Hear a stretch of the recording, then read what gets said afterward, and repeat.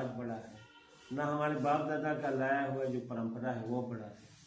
बड़ाई के अगर लायक है तो सिर्फ और सिर्फ अल्लाह ताला की जात है।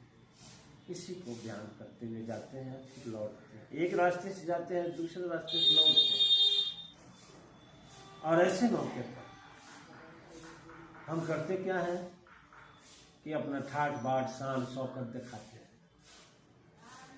तो वैसे लोगों के पास जिनके पास माल दौलत है और ज़िंदगी के जो शान बढ़ाने वाली जो बातें हैं उसको खरीदने, उसको हासिल करने की ताकत है, शक्ति है, तो वह तो दूसरे लोगों में अपने आप को मुअज्जज महज्जब दिखाते रहते हैं। दस्तरखान लगा हुआ है, तरह तरह के इत्र अतरियात से अपने आप को सजाते हैं, घर को सजाते हैं।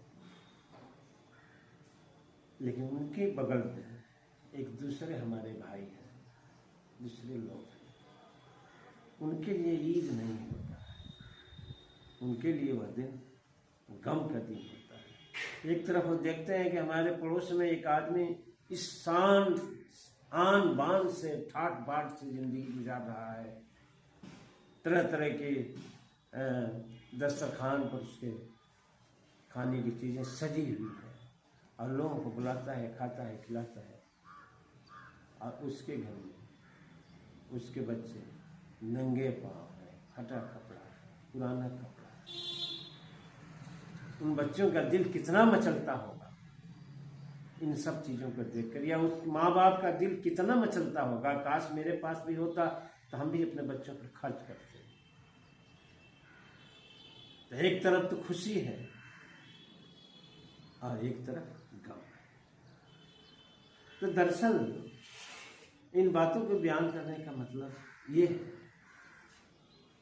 कि ये ईद क्यों आया हुआ है, क्योंकि हमने रमज़ान का रोज़ा रखा 30 दिन तक, और 30 दिन में यानी रमज़ान के महीने की जो फजीलत है, जो अहमियत है, जो अफादियत है,